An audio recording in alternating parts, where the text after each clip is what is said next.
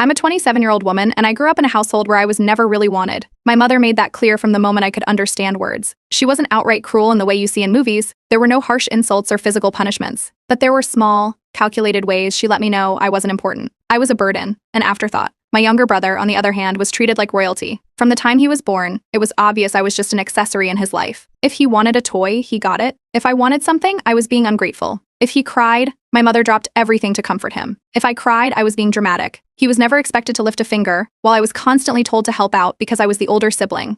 That meant cooking, cleaning, and making sure he was taken care of, something that became my full responsibility once I hit my teenage years. It didn't stop at home. My mother had this way of making sure I never had too much freedom. Every opportunity I got, she found a way to take it from me. If I wanted to join a club at school, suddenly I had too many responsibilities at home to make time for it. If I wanted to go out with friends, she would say she didn't feel well and needed me to stay home. And scholarships, the ones I worked so hard for, she refused to sign the necessary paperwork, claiming I was being selfish for wanting to leave. And my father? He just let it happen. He never raised his voice, never disagreed with her. The rare times he tried to intervene, she would throw a fit, and he would back off immediately. It was easier for him to stay silent than to fight for me. The manipulation was constant. If I ever pushed back, my mother would turn on the waterworks. She'd tell family members how difficult I was, how much she had sacrificed for me, how I never appreciated her.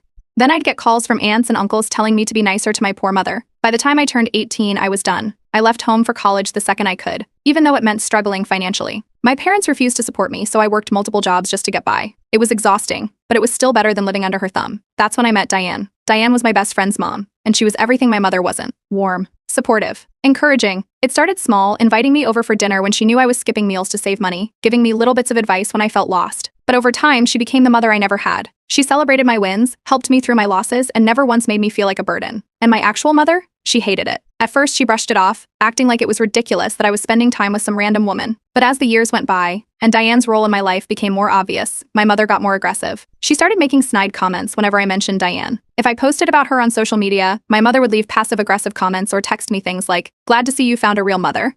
Don't forget who raised you." She never invited me home for the holidays, but if I spent them with Diane's family, she acted like it was a betrayal. But I was thriving without her. I worked hard, graduated, and landed a stable job. My life was finally mine, and I wasn't going to let her guilt me back into that toxic cycle. Diane, meanwhile, never once pushed me to choose between her and my mother. Over time, Diane had started referring to me as her daughter more and more. It wasn't a single moment, but a gradual shift, first in private, then with friends, and finally at a family gathering where she casually introduced me as, "Oh, this is my daughter." She didn't hesitate.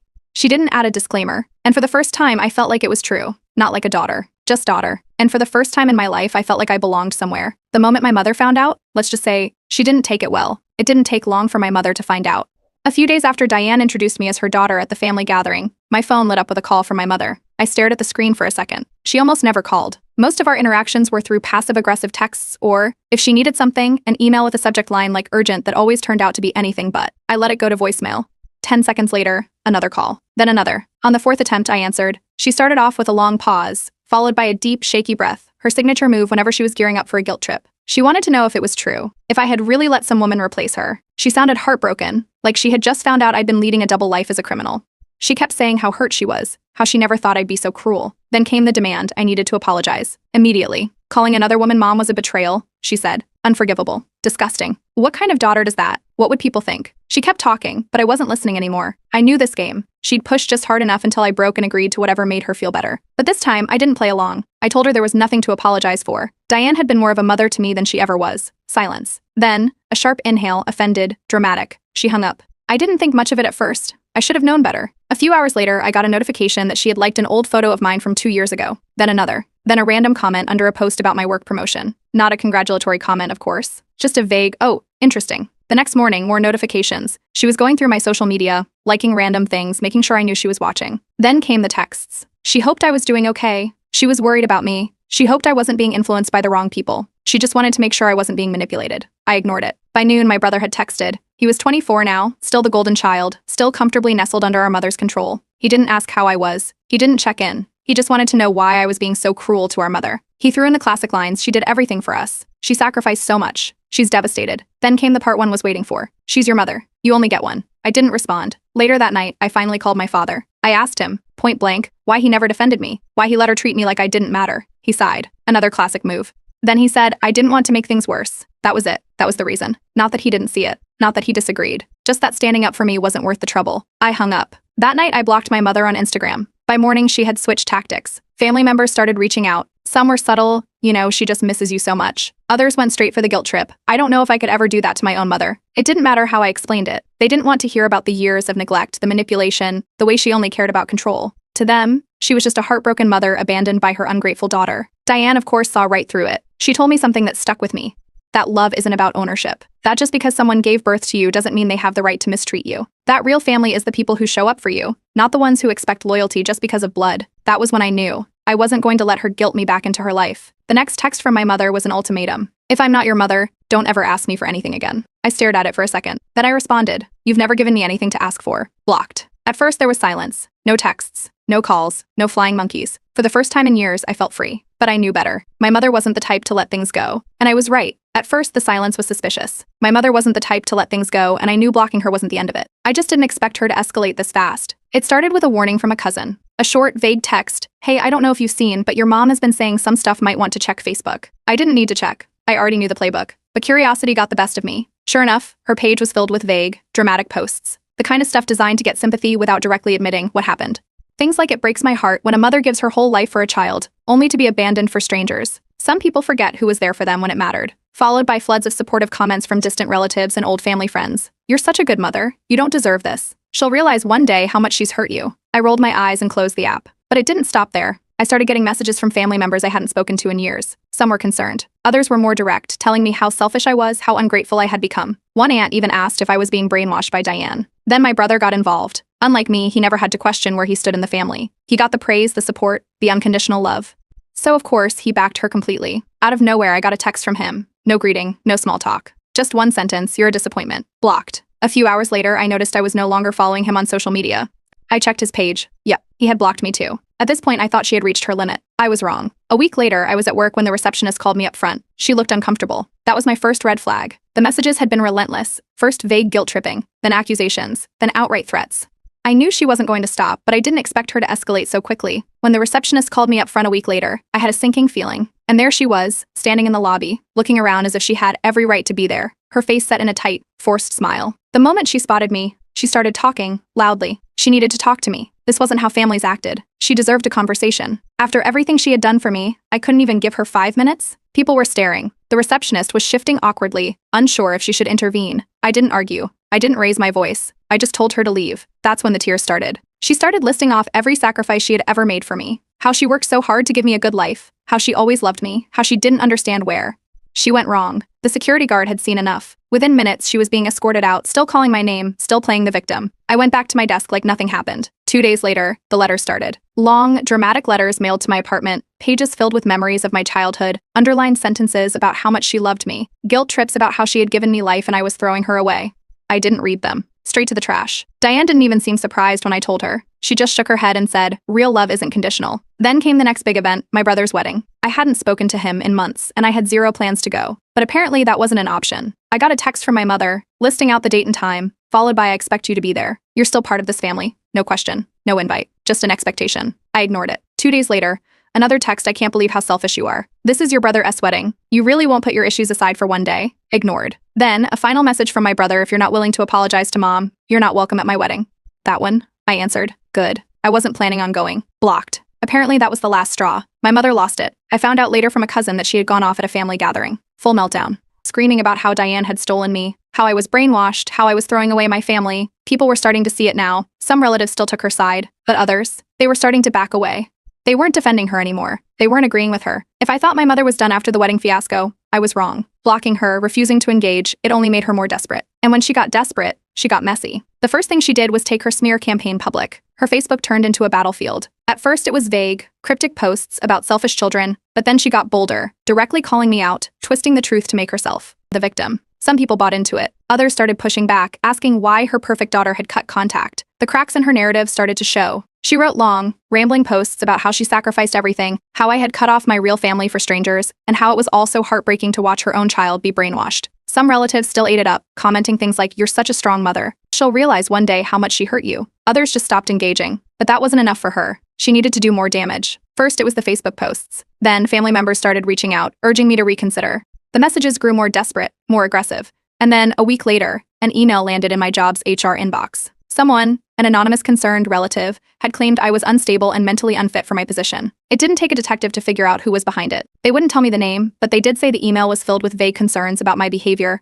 and how they thought I was being led down a dangerous path. It was laughable. HR called me in for a meeting, their expressions careful but professional. They had received an anonymous complaint about my mental instability. I expected panic, but instead, my manager just sighed. "We've seen these kinds of things before," they said. Someone trying to stir up trouble after a brief review. They dismissed the complaint as baseless. But the fact that she even tried to sabotage my job? That was a new low. Diane, of course, wasn't about to stay silent. She made a single Facebook post, not mentioning my mother, not even referring to her situation directly, but the message was clear. Real love is unconditional. Real love doesn't demand obedience. Real love doesn't manipulate. The comments were flooded with support. People knew. Even the ones who had been neutral before started backing away from my mother. That's when my mother tried to take things offline. Diane's family was hosting a big gathering, a casual event with food, music, and a bunch of close friends. I was invited, obviously. And somehow my mother found out. I was in the middle of a conversation when I saw her, standing outside the venue, looking around like she was searching for someone. I turned to Diane, who was already reaching for her phone. Within minutes, security was escorting her off the property.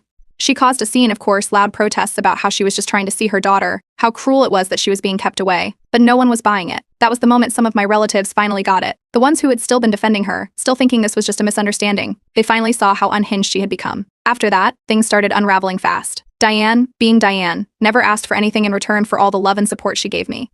But that week, she gave me something I'll never forget. A small bracelet, simple, with one word engraved on it, daughter. It wasn't a legal adoption, obviously, but the message was clear. And then my mother found out. She lost it. Another Facebook rant. This time it wasn't vague. It was an all-out meltdown. Caps lock, excessive punctuation, talking about how some woman had stolen me, how I was throwing away my real family, how she was done being the mother of an ungrateful, disloyal child. That post? That was the final straw. Relatives who had been on the fence before? Gone. People who had been offering her sympathy? Silent. No one wanted to be associated with that level of unhinged. Meanwhile, my brother's wedding finally happened, and it was a disaster. Without me there, all the attention was on her. She wasn't playing the victim in the background anymore. She was the problem.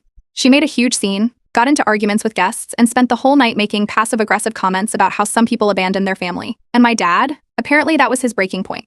Over the months, I had started hearing things. My father wasn't just silently enduring my mother's meltdowns anymore. He was arguing back. A cousin mentioned that he had stormed out of a family gathering after one of her public breakdowns. Then came the message from him, short but heavy with meaning. I should have left her years ago. It wasn't just regret, it was resignation. That's when the rumors started. People were saying my dad was finally done, that he was looking into divorce, that he had been putting up with her antics for years, but now, without me as a buffer, he saw her for what she really was. And my mother, her entire reputation was in shambles. Even the people who once defended her had backed off. She had gone too far, tried too hard to control me, and in doing so, lost control over everything else. And me? I was doing better than ever. I had a great job, amazing friends, and a real mother figure in Diane. I didn't just escape, I thrived. And the best part, she had to watch it all from the sidelines. After the wedding disaster, things got quiet, too quiet. For a while, it seemed like my mother had finally given up. No more dramatic Facebook posts. No random flying monkey relatives showing up in my inbox. Even my brother had gone silent. Then the calls started. Unknown numbers. No voicemails. Just ringing, over and over. At first, I ignored them. Then they got more frequent. Middle of the day, late at night, even during work hours. I picked up once, and there was nothing but silence on the other end before the call disconnected. I blocked the numbers, but new ones kept popping up. Then I got the email. It was from my mother. A long, overly sweet message about how she wanted to put the past behind us. How family should always stick together. How she forgave me for the way I treated her. Forgave me. I deleted it. A few hours later, my phone buzzed again. This time, it was a cousin sending me a screenshot. My mother had posted on Facebook. Again. Only this time it wasn't the usual vague sob story. This one was specific. She was telling everyone how she had graciously forgiven me for hurting her. How she was so happy that we had finally reconciled and how a mother's love is eternal, no matter what. It was all a lie. I hadn't spoken to her. I hadn't agreed to anything. And now she was out there telling everyone that we had made up. I wasn't letting that slide. I made my own post. Short, to the point. There has been no reconciliation. I have no interest in having a relationship with my mother. Please don't believe everything you read online. That was all it took. Comments flooded in. Some people were confused. Some asked if I was sure, but others, they got it. And then my mother saw it. Cue the meltdown. More posts, more victim playing. This time she went all in. Talking about how she tried to make peace, but her selfish, cold-hearted daughter had publicly humiliated her instead. How she had done everything for me, and I had cruelly thrown it back in her face. Some relatives fell for it. Others didn't. At this point, most people were exhausted by the drama. Then she did something I did not see coming. A week later, I got a letter in the mail. At first, I thought it was another dramatic note from her, but no. This one had an official letterhead. She was suing me for emotional distress. I actually laughed when I saw it. She had no case. No real damages, just pages of nonsense about how I had intentionally caused her suffering by cutting her off and turning people against her. Diane, being the absolute legend that she is, took one look at the letter and told me not to worry. She knew a lawyer. We set up a meeting. The lawyer didn't even try to be professional about it. He laughed as he skimmed through the papers, called it a joke, said it wouldn't hold up in any court. That should have been the end of it.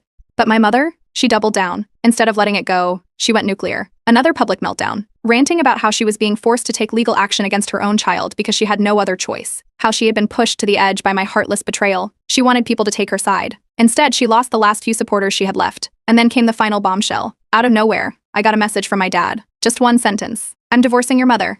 For years, my father had been a silent observer, always choosing the path of least resistance. But something had changed. He stopped defending her. He started walking away from arguments instead of soothing her. Relatives mentioned that he seemed tired, more distant. And when the divorce was finally announced, it wasn't just a sudden decision, it was a long overdue escape. And without my father's financial support, she was screwed. My brother, the golden child, had always been on her side. But now, with the divorce happening, he was seeing things differently. Maybe it was because the financial rug was being pulled out from under them. Maybe it was because my father had finally snapped and started telling him things he had kept quiet about for years. Either way, he turned on her too. Now she was completely alone. The last message I ever got from her came a few days later. You did this. You ruined my life. I hope you're happy. Blocked. For good this time. She had spent years trying to control me, manipulate me, punish me for existing outside of her grasp. And in the end, she destroyed herself. It's been a year since I blocked my mother for good. A lot has changed since then. For the first time in my life, I feel free. No random calls from flying monkey relatives. No social media smear campaigns. No guilt weighing on me every time I make a decision that benefits me instead of her. And the best part? My life is better than ever. Work has been going great. I got a promotion a few months ago, and my financial situation is the most stable it's ever been. I've been traveling more, meeting new people, and actually enjoying my life without feeling like I have to look over my shoulder. Diane, of course, has been there through all of it. She's not just my best friend's mom anymore, she's my mom. She introduces me that way to everyone, and I don't correct her. I stopped thinking of it as an honorary title a long time ago. She's the one who supports me. She's the one who celebrates my wins, gives me advice, and makes sure I have a place to go on the holidays. Speaking of holidays, last Christmas was the first time I felt truly at home. Diane's family welcomed me and like I had always been there. I sat at a full dinner table surrounded by warmth, laughter, and people who genuinely cared about me. And for the first time, I wasn't just an outsider trying to fit in, I belonged. Meanwhile, my mother's life? In ruins. After the divorce, my father cut her off completely. She lost the house, the financial safety net, and the reputation she spent years building. She had to move into a much smaller place, a far cry from the image she always tried to maintain. Her social standing is gone too. The relatives who used to defend her, they've distanced themselves. No one wants to be associated with her after seeing how far she was willing to go to manipulate and control me. And as for my brother, the golden child, he finally saw the truth. At first, he stayed on her side after the divorce, but without my father's financial support, the cracks started showing. He saw how manipulative she could be, how exhausting it was to constantly manage her emotions, how it was never enough, no matter how much he tried to please her. At first, my brother defended her fiercely, dismissing everything I said as overreaction, but after the divorce, cracks started to form. Without my father's financial support, he saw firsthand how draining she was. He admitted she was exhausting to deal with, how nothing he did was enough. Then, one day, he sent a short message, I see it now, that he saw now what I had been dealing with for years. I accepted his apology, but I wasn't in a rush to rebuild anything. He may have been a victim of her manipulation too, but that doesn't erase the things he did or said to me. For now, I'm keeping my distance. And my mother? She's become a ghost. She used to be the respected matriarch of our extended family, the woman who held the family together, the one who was always right no matter what. Now, she's an embarrassment. At a recent family gathering, a cousin of mine casually mentioned that someone had leaked old screenshots of my mother's past manipulative messages. The fake concern, the guilt trips, the blatant emotional blackmail, it was all out in the open. She has no defenders left, no one to spin her lies. Then, 2 weeks ago, she made her final move. An email. Her final email was a mix of apology and manipulation, a desperate attempt to regain control. She listed out all the times she had loved me, conveniently skipping over the years of neglect. She insisted she had changed, that she had forgiven me for cutting her off, as if it had ever been her place to forgive. But I knew better. This wasn't about reconciliation. This was about power, and she had lost it. The difference this time? She wasn't demanding anything. No guilt trips. No, I'm your mother, you owe me. Just desperation. A final attempt to reel me back in, now that she had lost everything. I didn't respond. I didn't even read the whole thing. I just left her unread. That's the part she never understood. It was never about punishing her. It was never about revenge. I just don't care anymore. My life has moved on. I have a real family now. People who love me without conditions. Cutting her off was the best decision I ever made. And the best part? She has to live with it. She has to watch from the sidelines while I build a life so good, so fulfilling, that she can never be a part of it. She lost. And I won.